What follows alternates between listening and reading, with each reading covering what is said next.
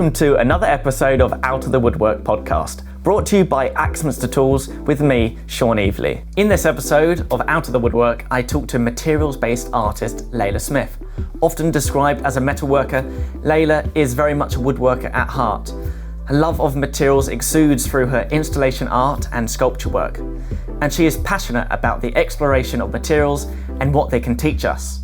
As well as an artist, Layla enjoys a successful and varied career as a set builder for television, film and festivals. So, hi Layla, thank you for joining me. Thanks, Sean. It's fun to be here, to be honest. It is. Well, you're actually, if people don't know, you're on set of Handmade at the moment, and you've managed to sneak off and have a bit of alone time, because I imagine it's pretty busy there. Yeah, I've just come off set and kind of run down the hill. And yeah, there's about 60 crew on this kind of thing, so it's busy.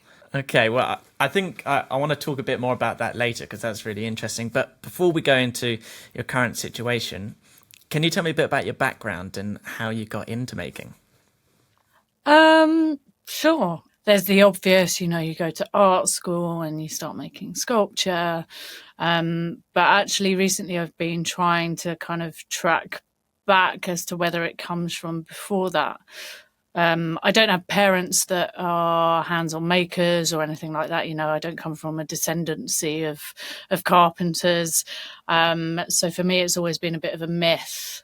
But I grew up in the south of France and then moved to Southend when I was about 6 years old. I would constantly make things for my toys and houses and spaces for them to live in. And on my 12th birthday, I got given, a flat pack bit of a wardrobe, and I put it together without looking at the instructions. And I was constantly always making and building. And I think it was my way of kind of understanding my position in the world and also trying to create spaces and places for me to exist in that I enjoyed. Yeah, I was very creative at school.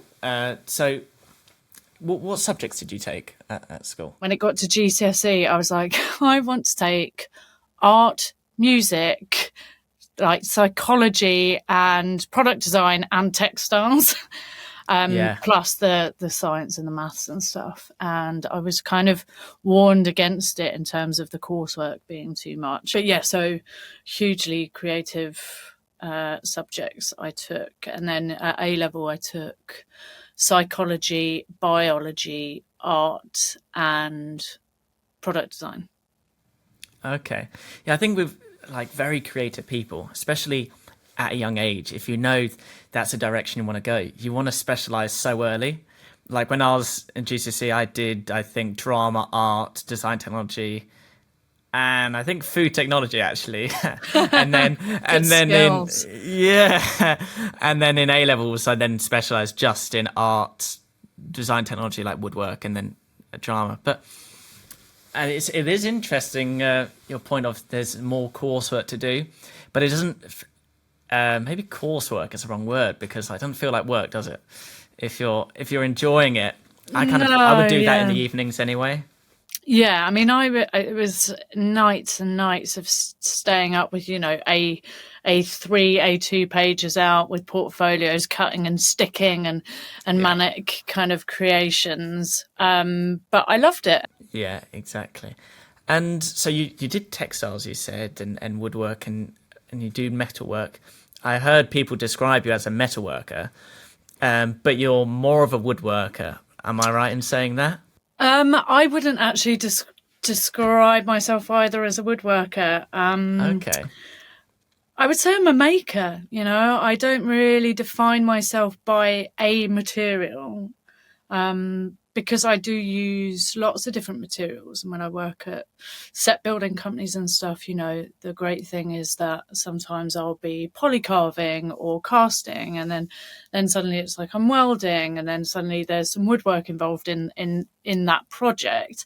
And I try and utilize all those skills. So I don't really like defining myself by a set material. Also, there are so many amazing specific woodworkers and specific metal workers that really give their whole lives to that that material in particular. And so I think I struggle with that kind of connection as well. So after you did GCSEs, what did you do next? I went straight into an art foundation. So I don't know if it's still the same, actually. That's going to give away my age. But when I was growing up, if you went and did your art foundation before your 19th birthday, it was free. But if you took it after, it wasn't. So for me, it was an economical choice. I didn't really have a choice economically as to whether I could kind of take a year out in between or not.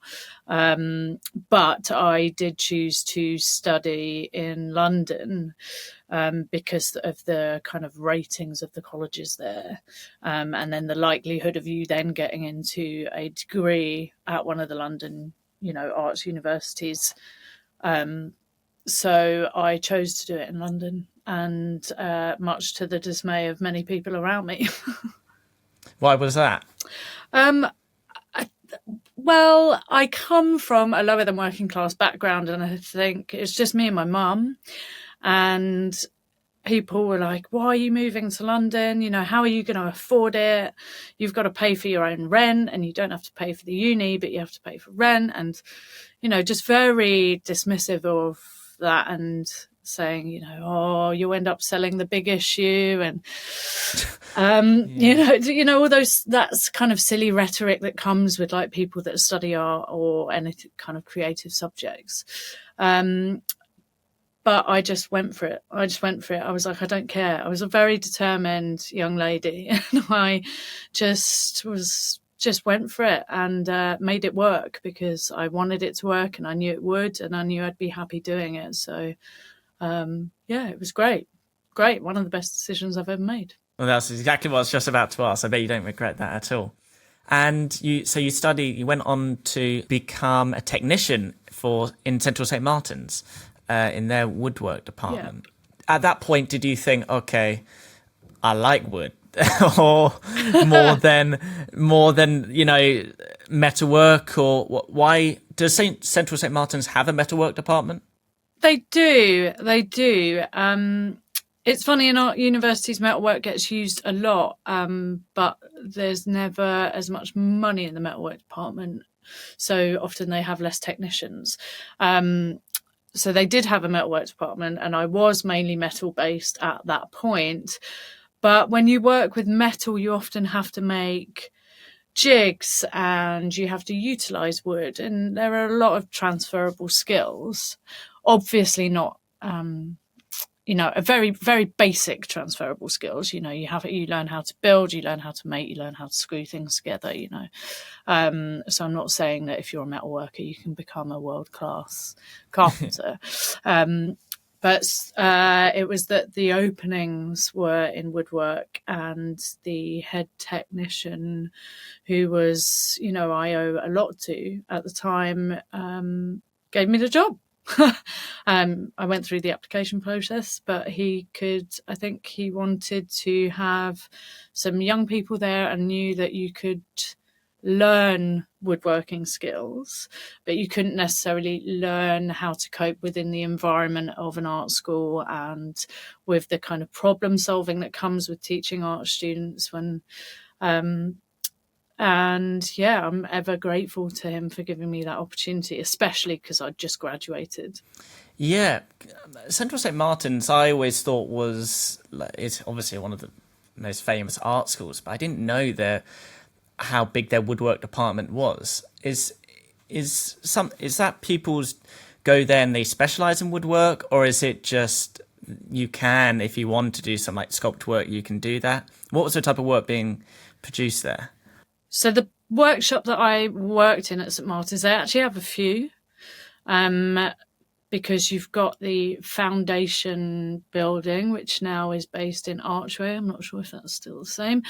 So you had a workshop there, and that had wood, metal, and casting, plastics. Then you have the 3D making, 3D large, we were called, 3D large at Central St. Martin's. So that was kind of built for big projects, and that was consisting of kind of 2 big construction and basic machinery woodworking workshops next to a workshop that had the CNC machine. I mean, it might all be different now.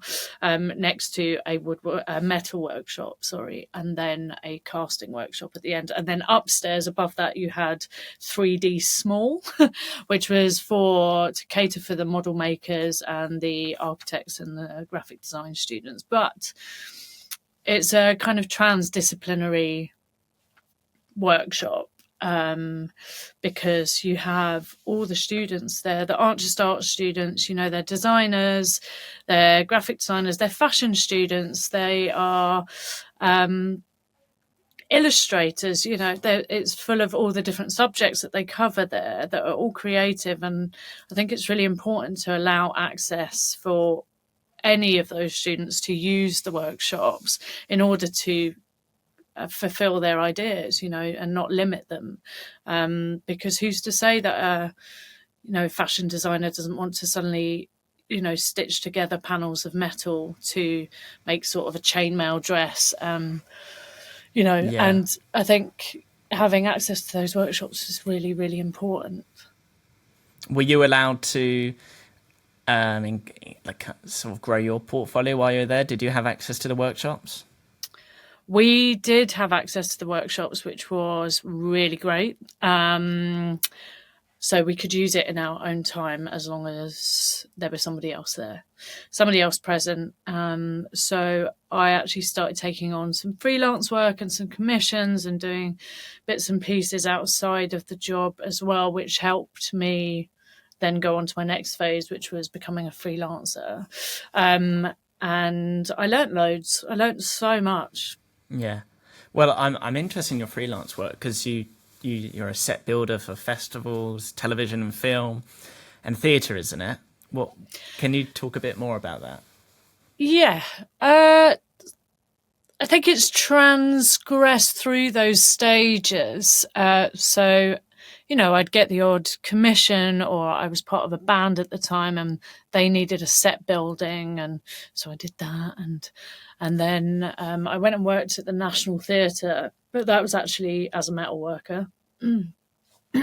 But so learnt lots there, and then went and worked at another company that mainly did shop installations, on Oxford Street and in Harrods and places like that. So it's all very like prop heavy, but big stuff, big props or big installations. And now that's kind of led me into TV. And then I was always doing odd bits for festivals. And then that's kind of led me on to TV and film set building, which is different. But yeah, it was the skills that I was able to get from being a technician, and I think problem solving, and then being able to read designs and see on paper how to translate that into an actual space and an actual object. And being an art student, I think, definitely helped me get to that point, because I trained myself in order to be able to visualize something and then create it into a real thing. And I just went on to doing all of that, and it was very fun, and I met so many amazing people along the way. Set building is very unique in terms of you're working sometimes around another 20 people that are working on the same project, and you're all problem solving, because it's not a smooth ride always, and you think this is going to work or that is going to work, or someone else has a better method, or you need to create a jig for the table saw in order to get the thing that you want to get, and everyone's sort of trying to work out how you can get that effect or get that done easily or get that done faster. There's always a hoop that you've got to jump through, and you jump through it together. And that's what's really nice about it. Yeah. So, can you talk about what are some of your favourite sets you've built and the challenges? Because I imagine these are big. Like, I make furniture, so there's nothing on the scale of a set. What are some of the challenges involved in set building, and any of your favourite projects? There's so many. In terms of the challenges, it's really fun. I'm sort of giggling here because I just am having too many flashbacks of the kind of things that come up.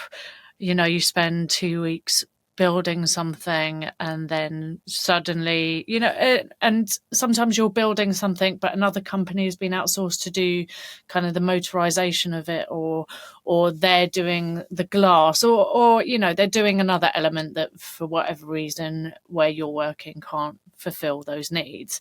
And it's always that panic of whether those things will come together and perfectly align or whether you'll have to. I don't know if you've ever done any kind of fitted furniture. But it's always that installation process that's the nerve-wracking, or the one that you don't really want to do, because that's when you could have made the perfect thing and it looks amazing, but then it just doesn't fit and you've got to shave a bit off, and that's when you kind of have to let go a bit, but you also you have to kind of have a sense of humor about it.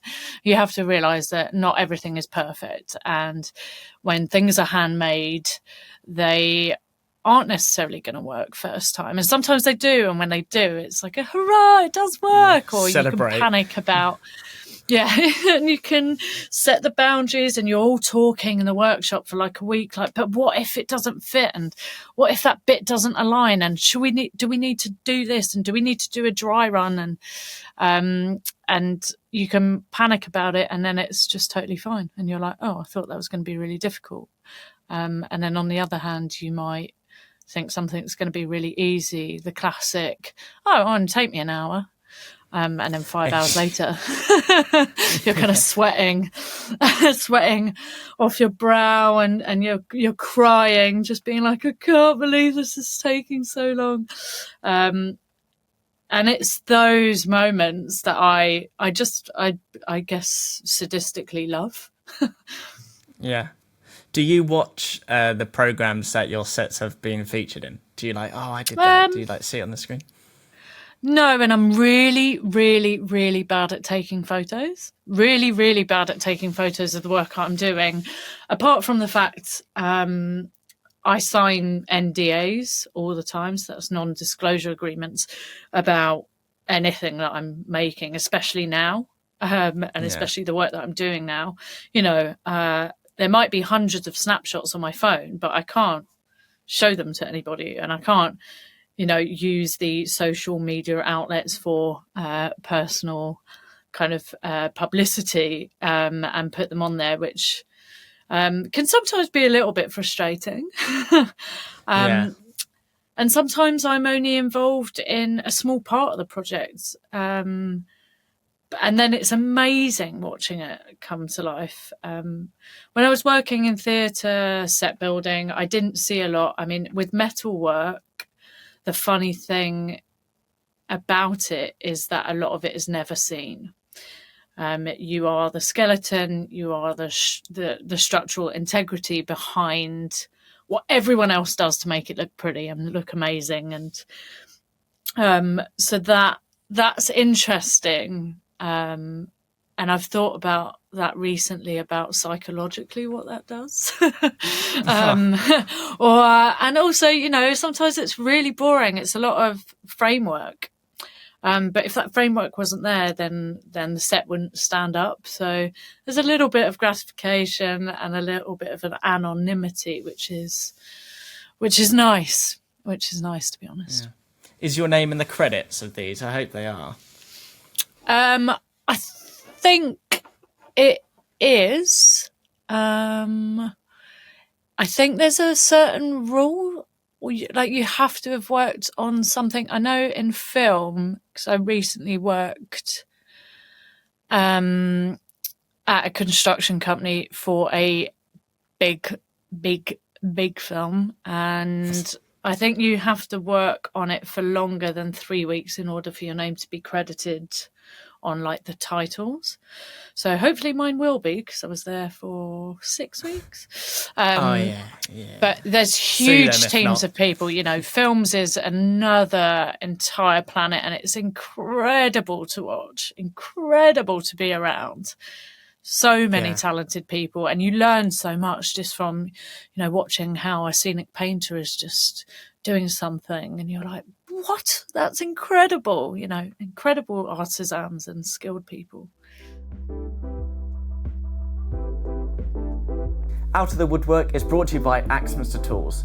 Nobody is more passionate or knowledgeable about woodworking than us. A market leader in mail order tools and the machinery industry. We offer a friendly and personal service to many thousands of woodworkers around the world.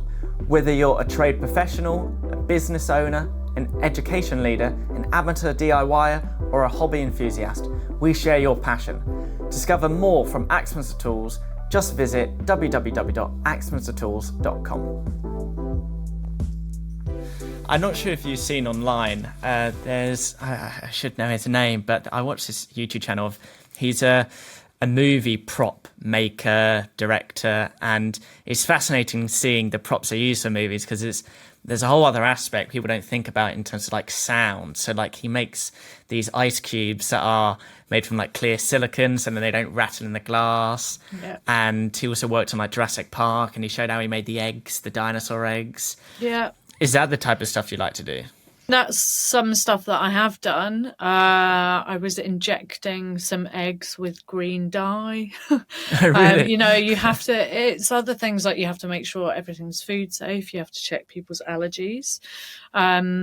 With drinks making, you can't feed the actors alcohol these days, in case they get drunk. So, it's about finding ways to mix up drinks that look like other drinks, and make food that looks like food. And it's, again, I think it's creative visual problem solving, and it's always trying to find a different way of making something look real, but it is real, but it's fake. Yeah. And that's also a really interesting balance for me, is it's like Vegas. Everything in Vegas is real, but it's not real. The Eiffel Tower there is real, but it's not the real Eiffel Tower. And it's finding you sit yourself in that balance. And I think it's really fun. So much fun. I recommend it. And so you're a visual person, and do you design visually? How can you talk about your design process? My design process, I guess my design process, I think I'm struggling with the word design because I don't consider myself a designer. I'm more of an artist. So, but I guess my creative process with that is, it's a symbiosis with the material and the idea. So I've called it in my practice before a material dialogue or a material language. And wood turners know this very well. They know their wood. Any craftsperson, and anyone that is defined by the material that they use, they really get to know it. They get to know that bit of wood like it's a person. And they have a dialogue with it. You have to know where the cracks are. You have to know where the knots are. You have to know what the grain direction is in order to understand how that material is going to respond to you, but also so that you can do what you want to it.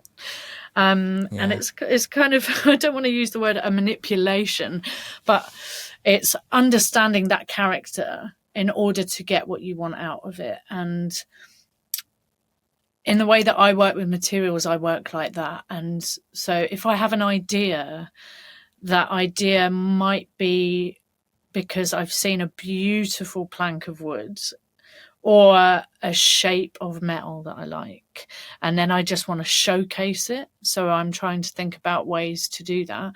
Or it's that I've had an idea for a sculptural piece that's particularly about a certain memory or an experience, and for whatever reason it feels natural for me to use, say, wood. And that might be, I think I always think about what materials really say to us. Wood in interior design is used to warm and soften a space, and everyone always sees it as all cozy and lovely. And why is that? Why is it? Why is it just because it's sort of a browny color? Is it just because it's warm? I think there's a little bit more to it than that. I think there's something more intrinsic and evolutionary in us about our attraction to natural materials. And we use them to change the spaces that we live in, and we use them to change how we feel about an environment, or we feel about a room in our house. And for that, I try and utilize that about materials in the work that I use. So it's a dialogue. It really is. I talk to it like a crazy woman. No, but you have to. I'm just constantly thinking it back and forth, and you'll know as a maker that you'll be using a certain material, and you have to adapt to what it's doing, because it doesn't want to go through the bloody table saw like you're trying to shove it through there. So you've got to change who you are and respond to it. But I have the luxury of being able to do that in a much more sensitized way when I'm making artwork, because I can go with it. I'm not trying to make a functional, let's say in inverted commas, object, or I'm not making something for somebody else. So I can kind of play with it and experiment with that, and let the material perhaps sometimes speak more than would normally happen in a scenario where you've got a commission and you've got to produce a bowl and it's got to look like that. I can kind of let the material tell me what it wants. Yeah, I think that's very important for art as well, because you're right in saying for like a commission, you've got to make 4 legs out of this plank, like however the grain is. But for art, I hear people saying often that they look at a piece of wood and the wood speaks to them about what it wants to be. Do you feel the same way? Like you can see a piece of wood and think that would work really well for this or that, Yeah, absolutely. Things talk to me all the time. I think I have more of a dialogue with the things, the stuff that makes up this world, a lot more than I do, and this is relating to my artwork, but a lot more than I do with kind of people, or often people have said, oh, are your sculptures are they based on people or animals? And I'm like, no, like objects and things. For me, my artwork and the things that I get excited by making, so when I look at something and, as you said, it speaks to me, or I know what that wants to be, is about my experiences of being in the world and the amazing experiences that I've had and memories. And for me, they're always coloured by the landscape I was in, and the colours and the smells and the textures and the shapes and the forms, which naturally for me translate into materials and the material that I then use in the work. And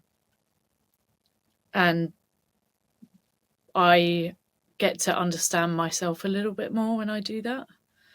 And that's what's fun and interesting. And maybe that's why I like going to work in spaces where I'm told exactly what to do and exactly what it's got to look like, and why I kind of enjoy the mental break of having commissions is because someone's telling me what to do and how it's meant to look.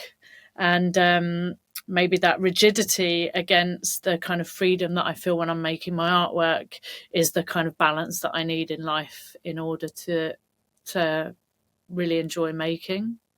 Yeah. Maybe. A lot of people that are artists that specialize in a material, I think, have a style. Because you're using different materials all the time, have you noticed a style? Do you think that means no piece of work you do is the same because they're all made from completely different things? What do you think? I do think it's hard to find a style for me, actually. I think people close to me, people that I'm working with right now, they've really got to know who I am, and then they get a sense of, oh, you're like this, or oh, look at that, and they're right, but it takes quite a while for people to understand that. If you looked at kind of the body of work I've done, nothing would look the same, and I don't have a particular style. I'm definitely not Picasso and I'm definitely not Henry Moore, but I do know what I don't like. I have a thing against curves, but I love arches. I have a thing for straight lines and angular forms, but I don't like kind of blobby forms. Hate them.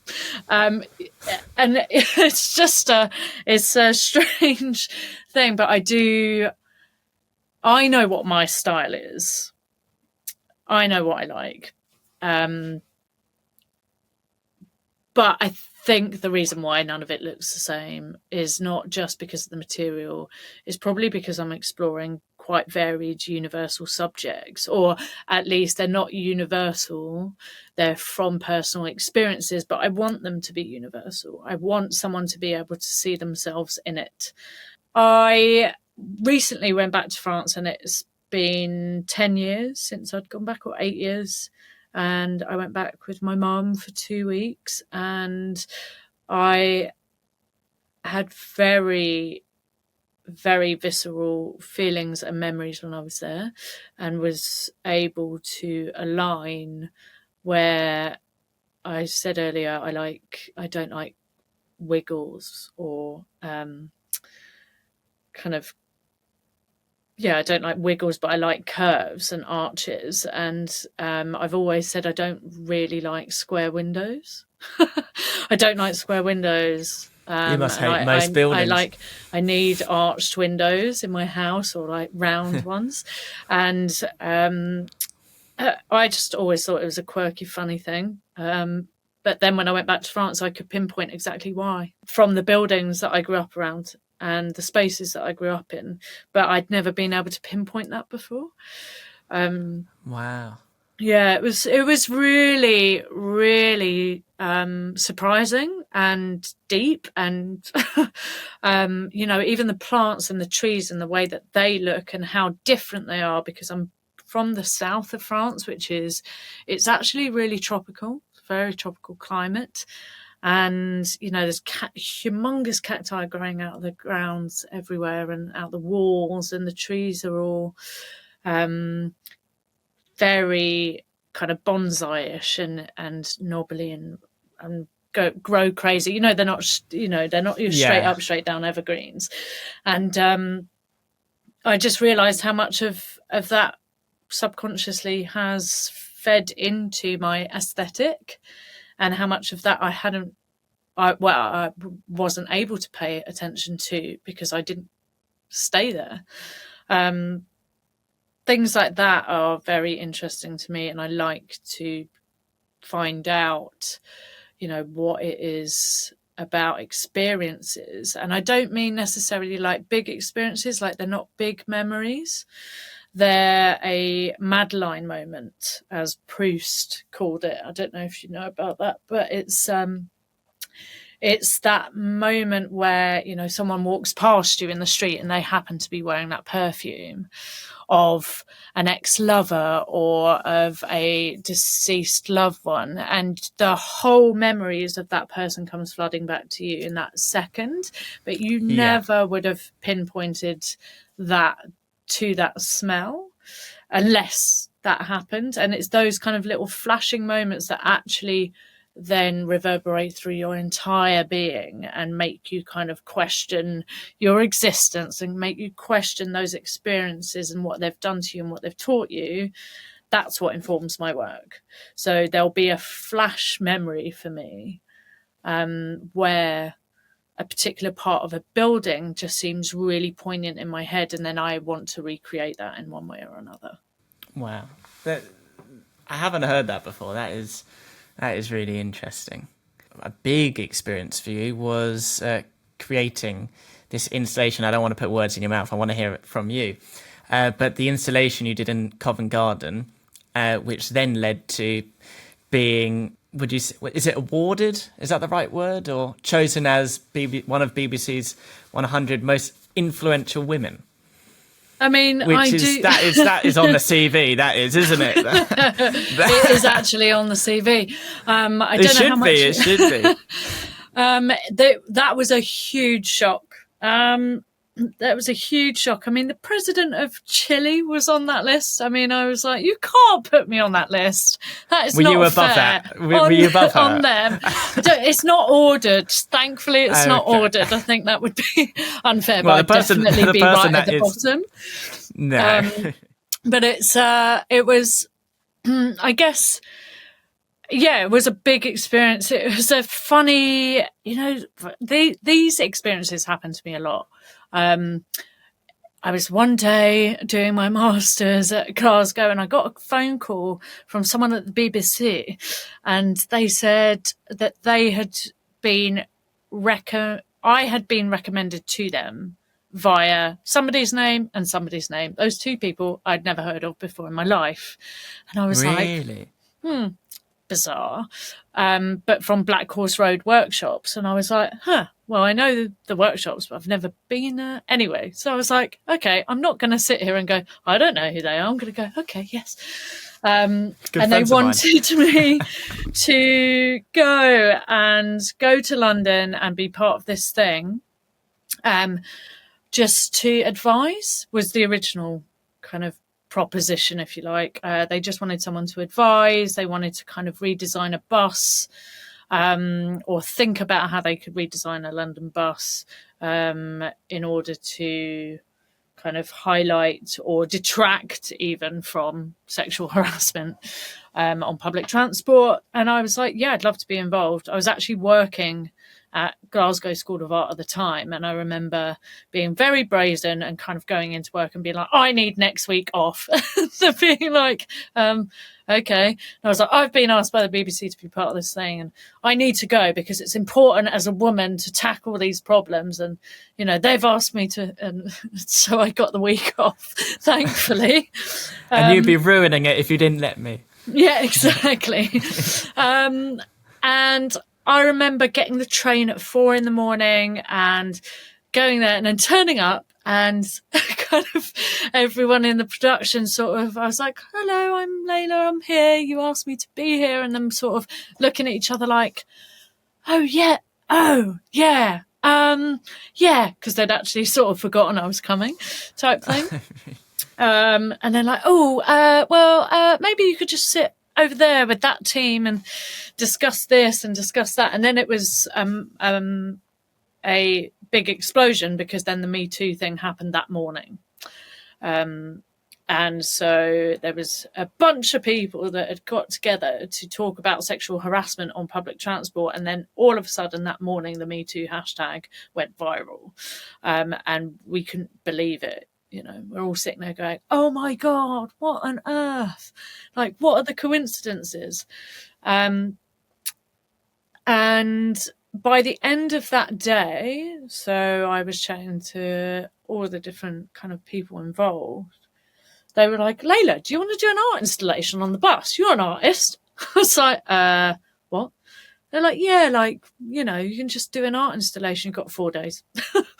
And I went back that night and I drank some wine and I panicked and I thought, oh my God, this could ruin me.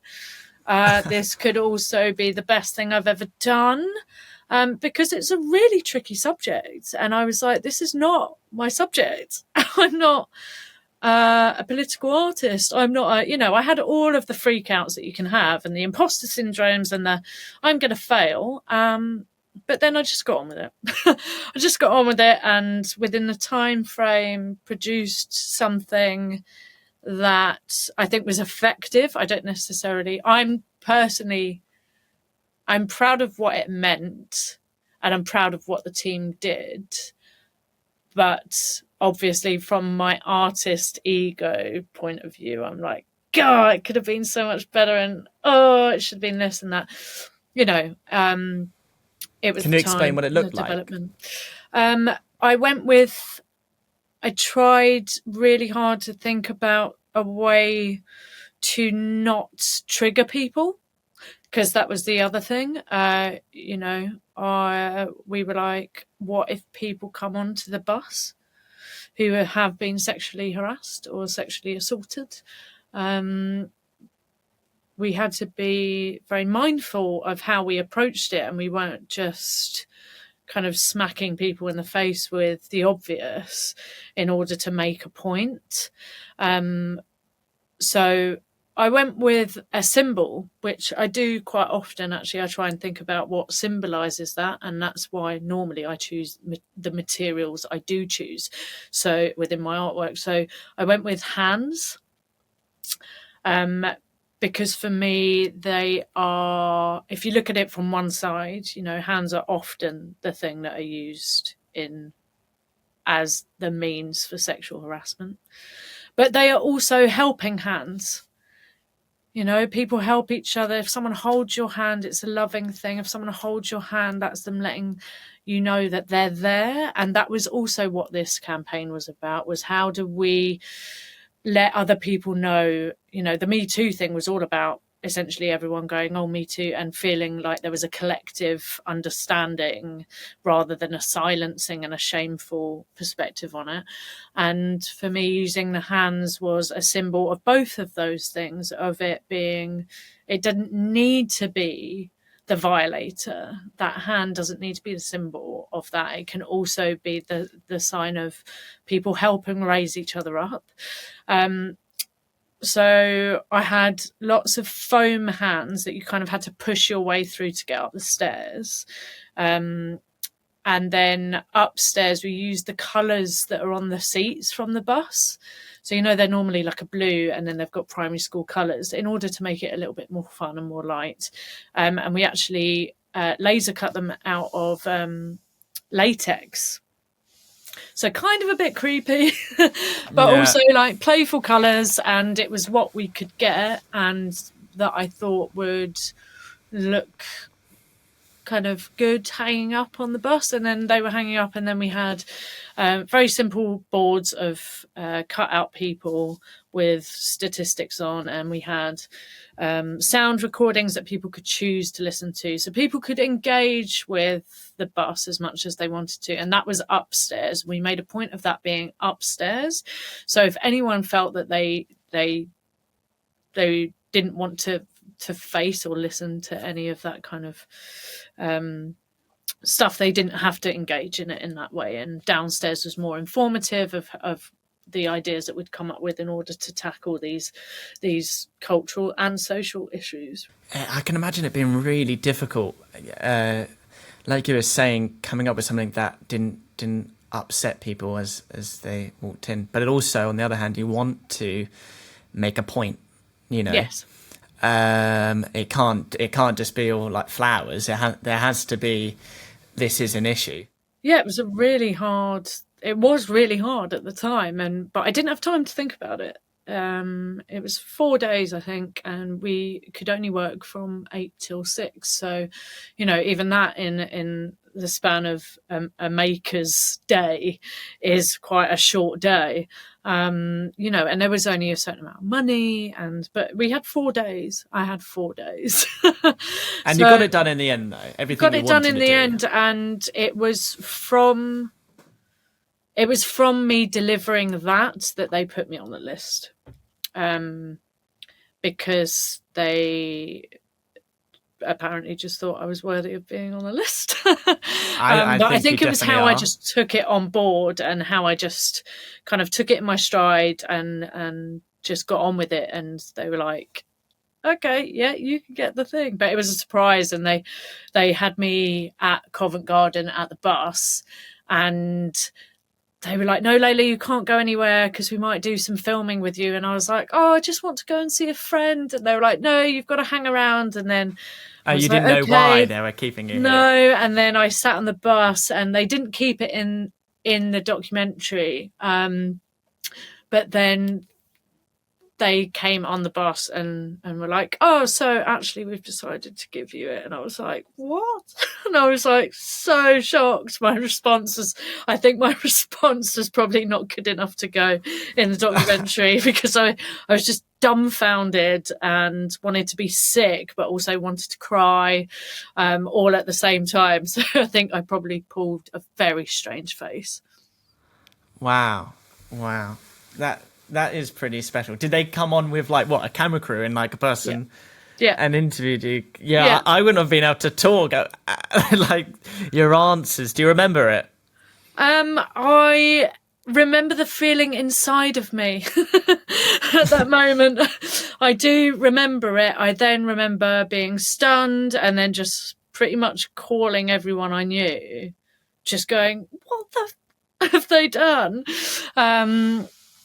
How on earth? And then me being like, the president of Chile's like, but that person's on this list, but that person, they can't put me on this list. Beyonce's on the list. So yeah, and but also I think more now I'm like, well, that was in 2017. I really hope I am as inspirational as I was back then, or it's really made me up my game because that was quite a few years ago now. So No, you definitely are. Out of the Woodwork is brought to you by Axminster Tools. Having spent the past 50 years working with makers and creators, we understand the importance of providing the products you need, the knowledge you trust, and the committed service you deserve. As a British retailer, we're proud to support British design and quality. We take particular pride in the manufacture of our growing range of own products at our state-of-the-art facility in Axminster. From concept and design through to production, everything is done in-house. For more on our own grown products, plus top quality tools from around the world, visit www.axminstertools.com. And to come to current day, you're now, I guess you could tell I want to talk about it. You're currently on the set of Handmade, which is Channel 4's woodworking show. What is your role on that?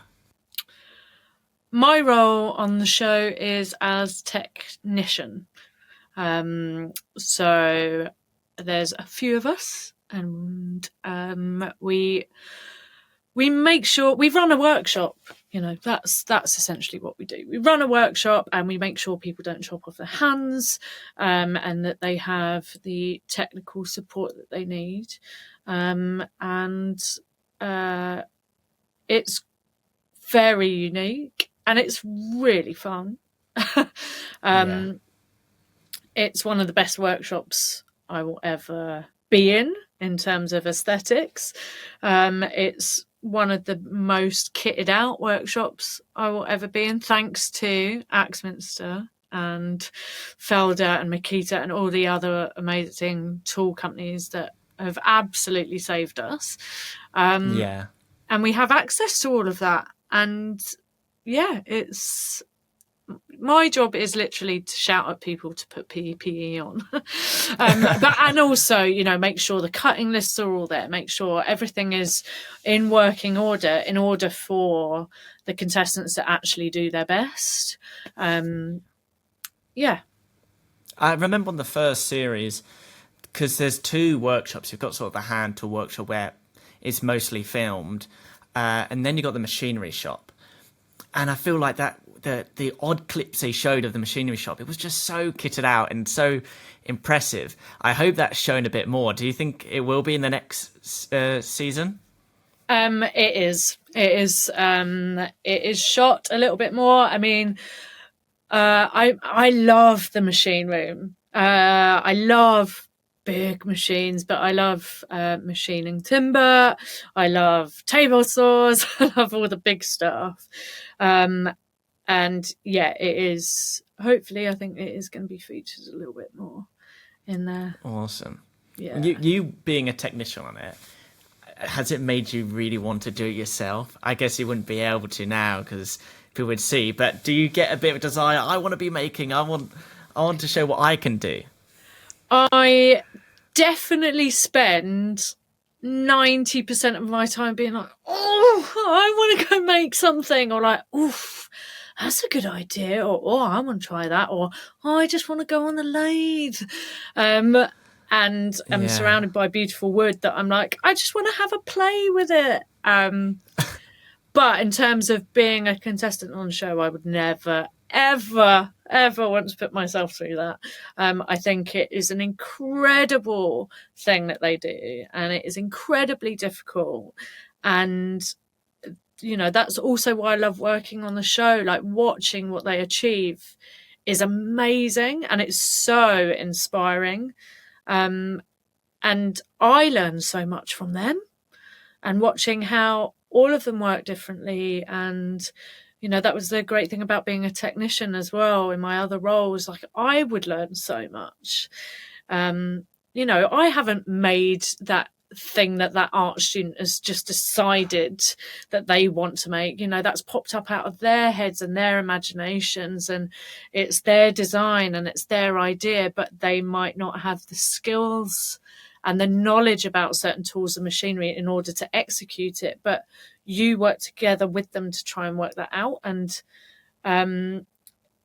that's what you learn from. And every day I learn, and on this show it's the same. It's no different as being around, they're not art students obviously, but they're making things, and they're often exploring the things that they've always wanted to make and never had the opportunity to. And it's just a beautiful thing to watch them grow and learn and develop.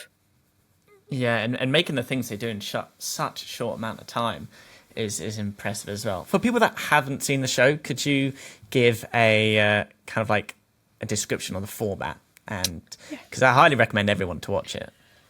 The format is you start with 10 bushy-eyed woodworkers, and each week they have a big build that they have to complete within the same amount of time as they do for every big build, which is 2 days, I think.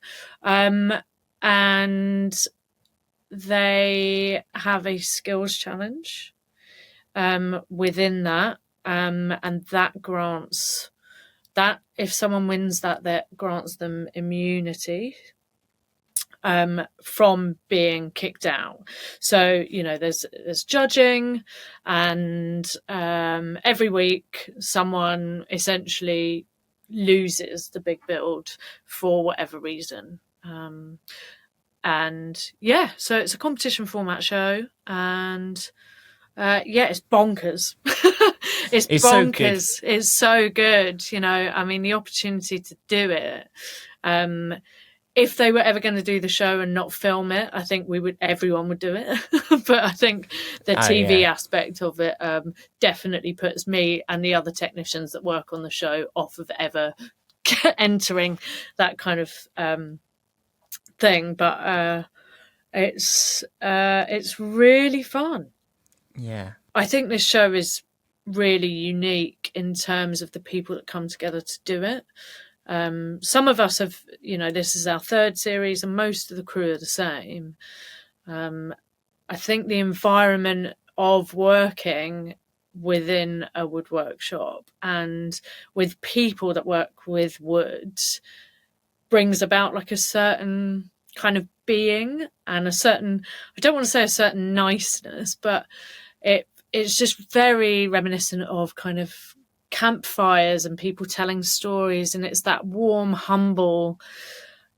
And even though it's a competition, and even though it's a TV show, all of the contestants are just such beautiful people, and I think it's so important that people get to see this as well, because they're from different ages. They're from all different ages and all different backgrounds.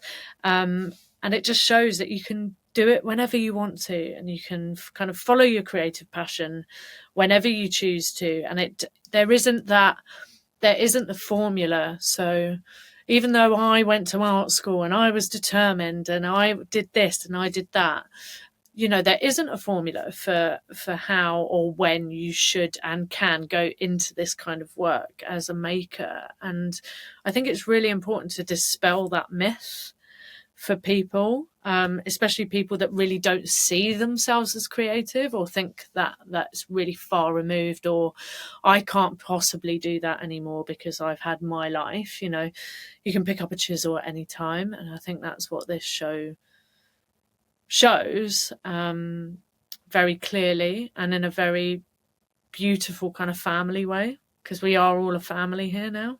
It's great. Yeah.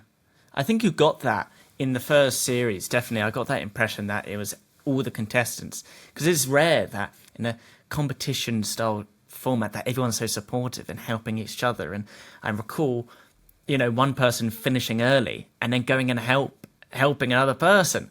And like from the outside, you think, hold on, this is a competition. Why are you helping? But actually, because you build up those connections with those people and you're all living together as you're filming the show, and relationships build, and you become friendly and you want to help each other. It's really nice. Yeah. And I think that comes across in the show. Yeah. Definitely. Oh, that's good. It definitely is that. I also wonder, and I think I obviously ask all these existential questions, but I wonder how much of that is also the nature of choosing to work with a material and in an industry that, you don't go, I'm going to become a carpenter, and someone goes, well, you're going to be a millionaire in 2 years. I want to be a furniture maker. Oh, well, you're going to earn loads of money. It's a very honest kind of profession and passion, and you have to have a passion for it, otherwise you wouldn't do it. And I don't know if that's also what breeds this kind of like nice appreciation, because everyone's sort of looking at each other, knowing that, oh, well, we've all chosen to do this thing because we love it. And it's a labour of love, it's not an easy route. And it's, everyone has that kind of like, oh, it's all right, appreciation for that. Yeah, I think obviously it probably is the same with a lot of creative subjects, is those jobs, the people that are doing it love to do it. It doesn't feel like a job. So everyone shares that. I can't think of many other professions where it's every single person is like, just loves what they do. Do you know what I mean? And it's like we even though we don't all know each other, there is a community, there is like support, people you can talk to. I guess it's sort of like these clubs you can go to, but it's not actually. It's just one giant club. The whole world, all these makers is, a woodworking club together. Well, it's the variations, isn't it? It's the variations in the work that you can produce. It's,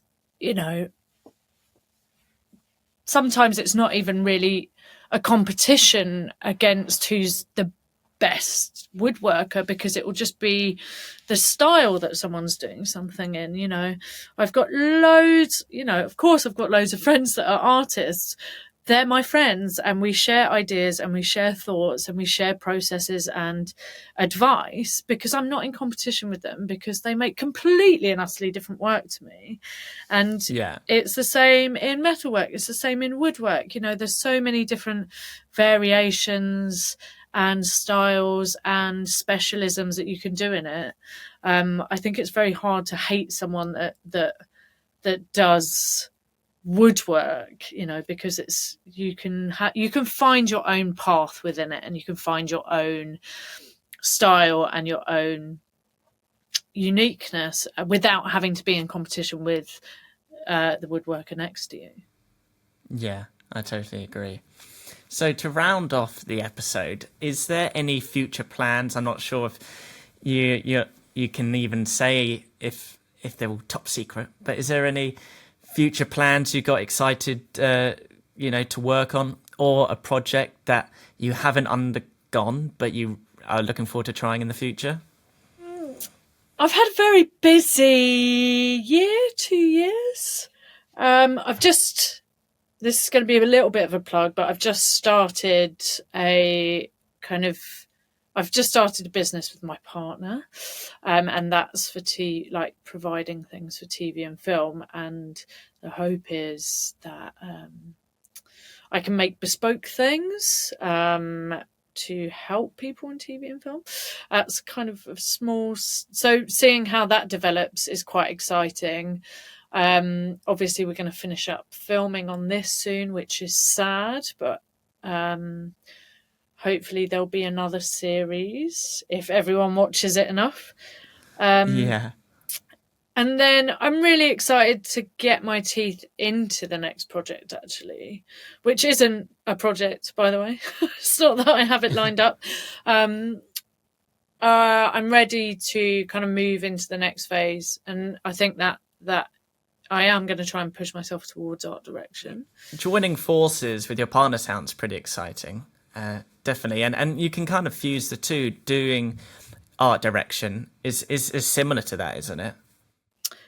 Yeah, I think we're trying to create something where people can come to us for very unique things within TV and film. So it's kind of a transport, props, bespoke making, but I want the stuff that people don't know where to go to get it.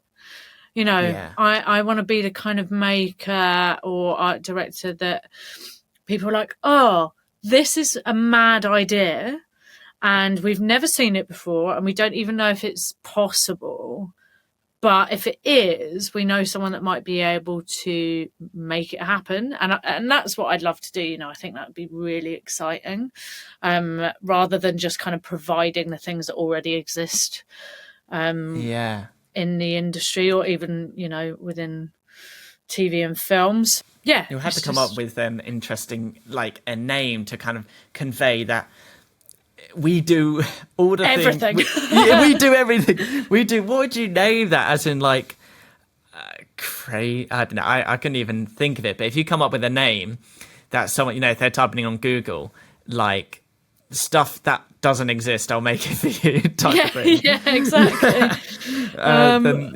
Well, if you think of anything, let me know. Yeah, I'm terrible with names, but that is. I think that's. It sounds exciting, that, and it sounds like right up your street, you know, with film and art and props and making stuff. And I think it's trying to set up a way that I can actually use all these things rather than feeling like these things are disjointed, and kind of having crises over it because I can't put myself into a box. So trying to work with that now instead of using it against myself. Yeah. Okay, so thank you so much, Layla. Before we end, can you let everyone know where they can find you? You can find me on social media, either under Kirkham Film Services, or Leila Alice Smith is my kind of handle. And on TV, apparently. Yeah, check out Handmade and you'll see you in the background helping out. Maybe you're secretly doing all the projects and they're just putting someone else's face. I would not have. I would not be alive. Those guys work so hard. The contestants work so hard. Yeah, I can't wait to see. I'm really curious on what they make. If it's anything like really the first. Fun. It's really good. Yeah, and I'm good friends with Joe, who was on the first series, and he did great. Joe. Yeah, and I'm looking forward to seeing who's on the next one because I might know some people on it, and it'll be really cool. Yeah, it's good. I'm looking forward to seeing it. Yeah. Okay, thank you, Layla, and you've been great, really inspirational, and I think the viewers, you've inspired everyone. Yay! Good. That's good. That makes me happy. Join us again next time for another episode of Out of the Woodwork. For more episodes, to listen and subscribe, search for Out of the Woodwork on all major podcast sites, including Apple Podcasts and Spotify. And for more woodworking project guides, demos, tools, reviews, and more, visit www.axminstertools.com.